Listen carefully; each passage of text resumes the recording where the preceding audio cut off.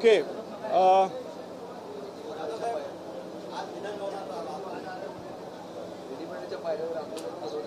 आज विधानमंडळात येण्याचं कारण असं झालं की महाराष्ट्राच्या लेजिस्लेचरनी आत्ता 57,000 कोटी रुपये पुरवणी अर्थसंकल्प म्हणून मंजूर केला, पुरवणी मागण्या म्हणून मंजूर केल्या।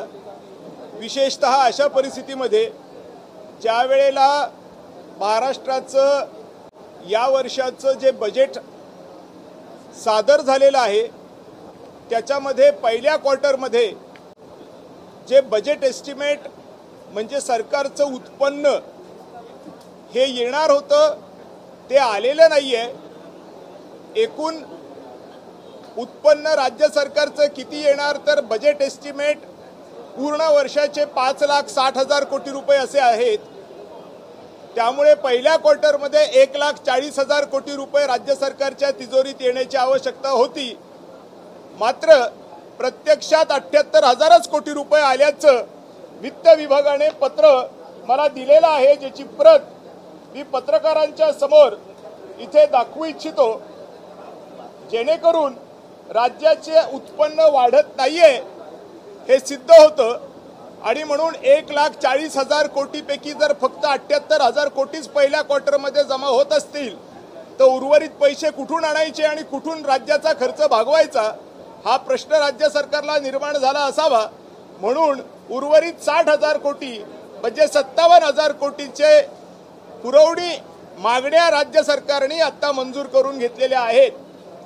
अर्थातच पैसे नसल्यावर मागण्या मंजूर केलेल्या आहेत याचे दोन अर्थ होतात। याच बजेटमधून इतर डिपार्टमेंटमधून पैसे कापायचे आणि दुसऱ्या डिपार्टमेंटला द्यायचे किंवा नवीन कर्ज घ्यायचं।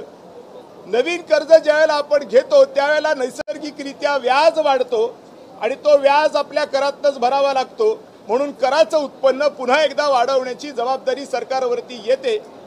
ज्या वेळेला बजेट एस्टिमेटमध्ये अगोदरच 60,000 कोटी रुपये पहिल्या क्वार्टरमध्ये कमी आलेले आहेत त्यावेळेला राज्य सरकार महसुली उत्पन्न वाढवण्याच्या बाबतीमध्ये किती गंभीर आहे हे लक्षात येत असल्यामुळे निश्चित स्वरूपाने करातून पुढे उत्पन्न येईल याची कुठलीही खात्री नाही। आणि म्हणून या सगळ्या पार्श्वभूमीवर या राज्यामध्ये आर्थिक इमर्जन्सी, फायनान्शियल इमर्जन्सी ही लागू होऊ शकते अशा पद्धतीची आपत्कालीन परिस्थिती तयार झालेली आहे। सगळेच एका पक्षाचे आणि सत्ताधारी असल्यामुळे बोलण्याची ताकद कोणातच नाहीये। म्हणून मी माजी विधानसभा सदस्य या नात्याने राज्याची काळजीपोटी इथं कागदपत्र घेऊन आलेलो आहे। त्यामुळे हे कागद विधानसभा अध्यक्षांकडे मी आता सुपूर्द केलेले आहेत आणि मी मागणी केलेली आहे की जोपर्यंत महसुली उत्पन्नात वाढ होत नाही तोपर्यंत नवीन कर्ज घेण्याच्या भानगडीत सरकारने पडू नये। आणि आत्ता सध्या माझ्या माहितीप्रमाणे आणि माझ्याकडे उपलब्ध असलेल्या कागदपत्राप्रमाणे छत्रपती संभाजीनगर जिल्ह्यामध्ये एकही आमदाराला एकही आमदार फंडाचा रुपया आलेला नाही। एवढंच नाही, जिल्हा नियोजन समितीला एकही रुपया आलेला नाही।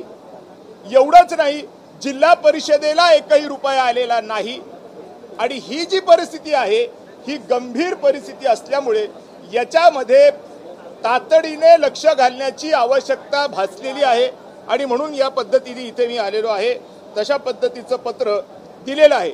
क्रमांक 2, माझ्या वैयक्तिक आयुष्यामध्ये आणि माझी आई आता 79 वर्षाची झालेली आहे। आम्ही दोघंही खरं तर माजी विधानसभा सदस्य आहोत। माझे वडीलही विधानसभेत अत्यंत चांगल्या दर्जाचं काम करणारे व्यक्तिमत्व होते। आज आमच्यावरती मोठ्या प्रमाणावर गेल्या 6 वर्षापासून कौटुंबिक वादापोटी भयंकर त्रास सुरू आहेत आणि या बाबतीमध्ये देखील विधानसभा अध्यक्षांना या बाबतीमध्ये मी अवगत केलेला आहे की माजी केंद्रीय मंत्री रावसाहेब दानवे यांचा प्रचंड त्रास आम्हाला आहे आणि यातनं काहीही होऊ शकतं। याला सर्वस्वी जबाबदार सरकार असेल आणि म्हणून सरकारने आम्हाला प्रोटेक्शन द्यावं। इथपर्यंत की आम्हाला घर देखील मिळू दिलेलं नाहीये, भाड्याचं घर मिळावं अशी सुद्धा व्यवस्था आमची झाली नाही। या संदर्भामध्ये सखोल माहिती विधानसभा अध्यक्षांच्या पटलावरती मी ठेवून आलेलो आहे आणि म्हणून या 2 प्रमुख गोष्टींसाठी मी आज विधानसभेत आलो आणि हे माझे मुद्दे मी विधानसभा अध्यक्षांच्या नजरेस आणून दिलेले आहेत। अर्थातच त्रास असताना देखील राज्य पहिलं, राष्ट्र पहिलं, राष्ट्रधर्म अगोदर म्हणून मी या वित्तीय बाबतीमध्ये सरकारचं लक्ष वेधण्याकरिता इथे आलो होतो. पण त्याचबरोबर वैयक्तिक आयुष्यही महत्त्वाचं आहे म्हणून त्याही बाबतीमध्ये मी खुलासावार एक निवेदन माननीय अध्यक्ष महोदयांकडे दिलेलं आहे.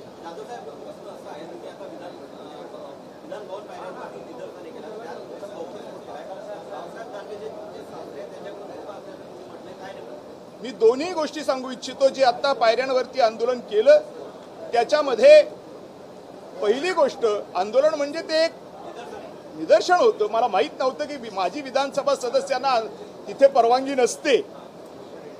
विधानसभा सदस्यांना पायऱ्यांवरती परवानगी आहे निदर्शन करण्याची, पण माजी विधानसभा सदस्यांना नाही आहे याची पूर्वकल्पना नसल्यामुळे, आणि त्याचबरोबर महत्त्वाचा मुद्दा आहे लोकांपर्यंत जायला हवा म्हणून देखील राज्याची आर्थिक स्थिती आणि माझ्या कुटुंबाची स्वतःची संरक्षणाच्या संदर्भातली असलेली स्थिती, दोन्हीही गोष्टींच्या संदर्भामध्ये जसं मी मगाशी म्हटलं, राज्याचीही काळजी वाटते आणि स्वतःचीही काळजी वाटते.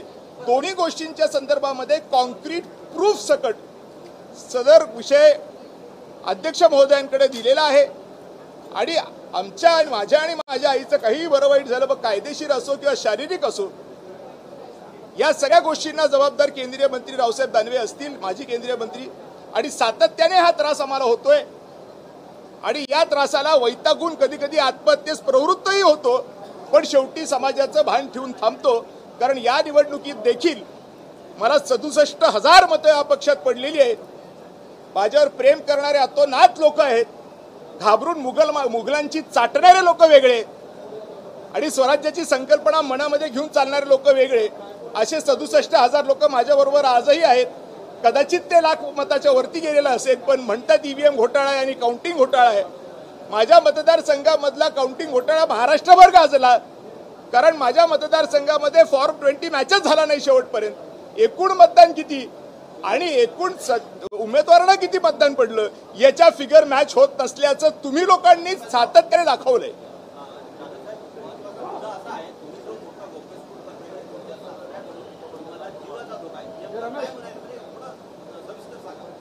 सातत्याने राजकीय त्यांच्या मुलीला आमदार करण्याचं स्वप्न होतं, जे माझ्या लक्षात आलं नाही आणि म्हणून गुंतवल्या गेलं आणि गुंतवून त्या ठिकाणी मेंटल हॅरॅसमेंट केली गेली, घरगुती अत्याचाराची केस दाखल केली गेली, ज्याच्यामध्ये आत्ताच्या ज्या आमदार आहेत आमच्या त्या म्हणतायत की माझ्याकडे एकही रुपया नाहीये आणि म्हणून त्या केसमध्ये माझ्या विरोधात निकाल लागला आणि माझ्या पेन्शनचे 30,000 रुपये आत्ताचे रनिंग आमदारांचा मला पोटगी देण्यासाठी कोर्टाने निकाल दिला.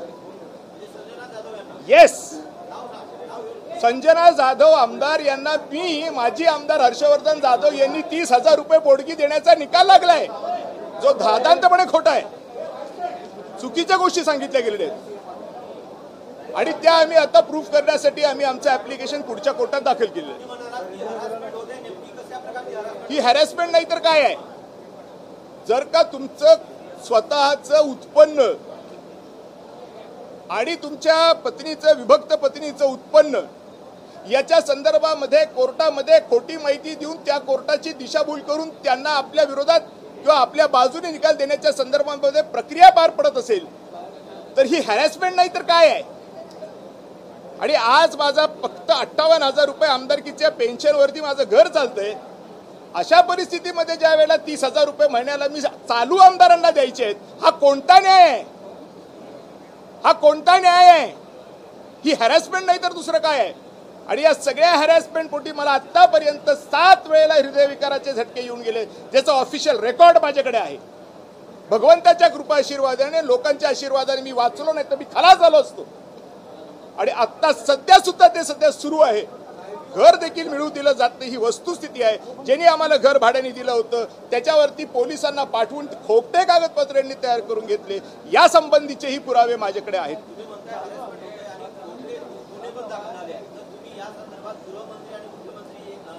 यांना आम्ही निवेदन दिलेलं आहे, पोलीस महासंचालकांना दिलेलं आहे. जे लोक मला आणखीन यांच्या माध्यमातून हॅरॅस करतायत त्यांच्या संदर्भातही निवेदन दिलेलं आहे, परंतु त्याच्यावरती कारवाई होत नाहीये आणि कारवाई ठप्प आहे. ही कारवाई ठप्प नैसर्गिकरित्या जिसकी लाठी उसकी भैस याप्रमाणे या देशात चाललंय, पण रावणाचंही चाललं नाही,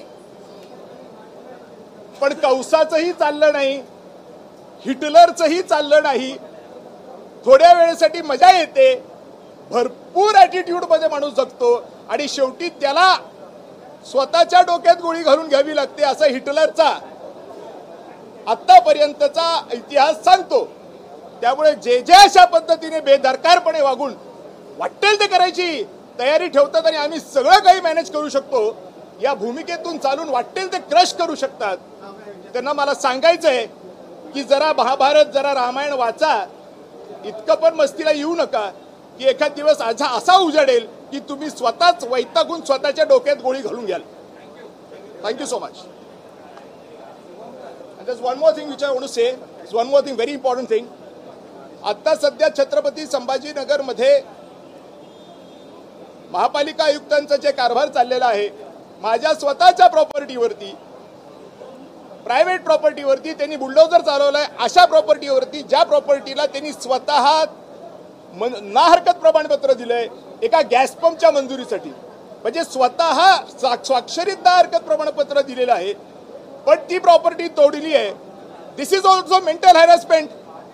डेफिनेटली राज्य सरकारच्या वतीने चाललंय, कारण का तिकडे रामा इंटरनॅशनल हॉटेलला हात लागत नाही, अनेक प्रोजेक्ट्सला हात लागत नाही, पण हर्षवर्धन जाधवच्या प्रोजेक्टला हात लागतो. कसा काय लागतो?